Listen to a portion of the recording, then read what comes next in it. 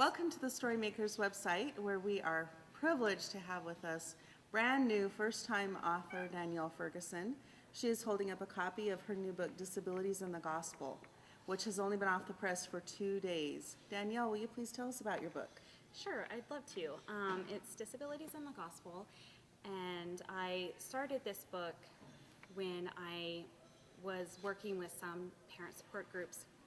My oldest son has autism, and when he was in preschool, I was leader of a variety of support groups. And one of the questions that parents asked me quite often was, what do you do at church? How do you help the church leaders understand how to help your son? And as I researched online, trying to find resources for these parents, we couldn't find anything. And so I began writing this book, and along the way, I met my co-author, Lynn Parsons, who has a master's in helping teenagers with special needs. So you say that your own son has autism. How old was he when he was diagnosed? He was 2. He was 2 years old. What were some of the symptoms he was displaying that alerted you that you might want to have him checked? You know, actually, we thought he just had speech delay. He had started talking and then stopped talking. We talked to our doctor about it, and he recommended that we get evaluated with our early intervention program.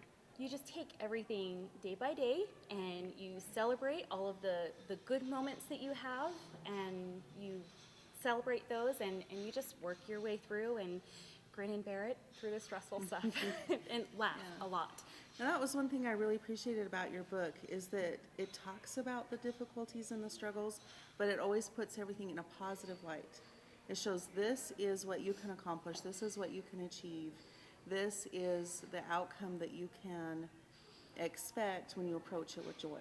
And so this is a book that parents, that primary teachers can pick up, can read, and can gain insight and understanding into their children in a gospel setting.